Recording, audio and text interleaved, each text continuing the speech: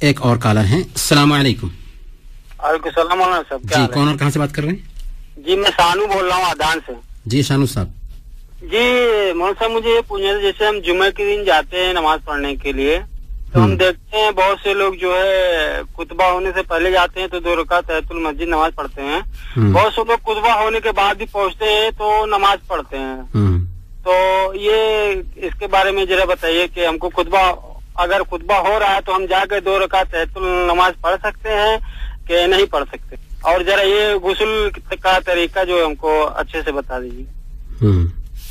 بہت بہت شکریہ شانو صاحب، اس لیے میں ہم رہنمائی کرتے ہیں. شانو صاحب نے پوچھا ہے کہ جمعہ کے دن جب ہم مسجد میں جاتے ہیں تو کچھ لوگوں کو دیکھتے ہیں کہ امام کے ممبر پر بیٹھنے کے بعد بھی جب پہنچتے ہیں تو نماز پڑھتے ہیں، تو کیا امام اگر ممبر پر بیٹھ چکا ہے پھر بھی نماز پڑھنا چاہیے؟ اللہ کے نبی صلی اللہ علیہ وسلم کی حدیث ہے اذا جاء احدکم المسجد والامام یخطب فلیرکع رکعتین ولیتجوز فیہما، کہ جب تم میں سے ایک آدمی مسجد میں آئے جبکہ جمعہ کے دن امام خطبہ دے رہا ہو تو اسے چاہیے کہ مختصر 2 رکعت ادا کر لے. صراحت کے ساتھ میں اللہ کے نبی صلی اللہ علیہ وسلم نے بیان کر دیا ہے کہ جمعہ کے دن اگرچہ امام ممبر پر بیٹھ چکا ہے لیکن اگر آپ مسجد میں جاتے ہیں تو تحیۃ المسجد ہے، مسجد کا یہ حق ہے، لہذا آپ مختصر 2 رکعت ادا کر لیے اور پھر بیٹھیے.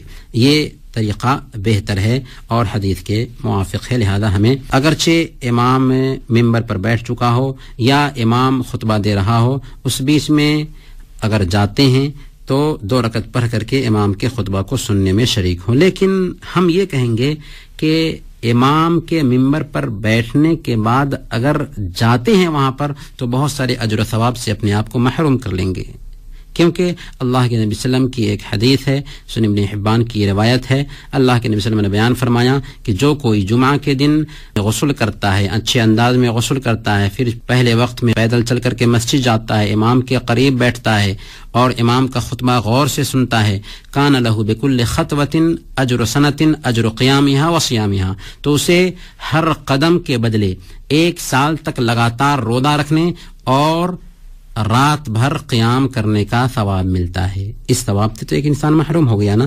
لہذا ہم یہ عرض کریں گے کہ ایک بندے کو چاہیے کہ پہلے وقت میں جمعہ کی نماز کے لیے جائے. غسل کا طریقہ بھی شانو صاحب نے پوچھا ہے. غسل کا طریقہ اللہ کے نبی صلی اللہ علیہ وسلم سے ثابت ہے. احادیث کے اندر حضرت عائشہ صدیقہ رضی اللہ تعالی عنہا نے اور حضرت میمونہ رضی اللہ تعالی عنہا نے اللہ کے نبی صلی اللہ علیہ وسلم کے غسل کا طریقہ تفصیل سے احادیث میں بیان کیا ہے، جس کا خلاصہ یہ ہے کہ ایک بندے کو چاہیے کہ اگر وہ غسل کرنا چاہ رہا ہے تو غسل کرنے کے لیے بنیادی طور پر تو صرف یہ کافی ہے کہ نیت کر لے اور پورے بدن پر پانی بہا لے.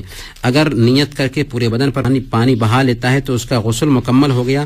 البتہ اگر وہ غسل کرنا چاہ رہا ہے ویسے ہی جیسے اللہ کے نبی صلی اللہ علیہ وسلم غسل کیا کرتے تھے تو اس کے لیے حضرت میمونہ رضی اللہ تعالی عنہا نے صحیح بخاری کی روایت کے مطابق اللہ کے نبی صلی اللہ علیہ وسلم کے غسل کا طریقہ بیان فرمایا کہ اللہ کے نبی صلی اللہ علیہ وسلم غسل کرتے تو اپنے دونوں ہاتھ کو دھوتے، اس کے بعد شرمگاہ کو بائیں ہاتھ سے دھوتے، پھر بائیں ہاتھ کو زمین پر رگڑ لیتے، پھر آپ نے کلی کی، ناک میں پانی ڈالا، پھر چہرے کو دھویا، پھر کوہنیوں سمیت ہاتھ کو دھویا، پھر سر پر پانی ڈالا اور بالوں کی جڑوں تک پانی پہنچایا، پھر 3 بار آپ نے سر پر پانی ڈالا، پھر تمام بدن پر پانی بہا لیا، پھر جہاں پر آپ نے غسل کیا تھا وہاں سے ہٹ گئے اور اس کے بعد پیر کو دھلا. یہ ہے غسل کرنے کا طریقہ. البتہ غسل کے جو ارکان ہیں ہم نے خلاصہ یہ بتایا کہ اگر نیت ہے اور پورے بدن پر ایک بندہ پانی بہا لیتا ہے تو اس کا غسل مکمل ہو جائے گا.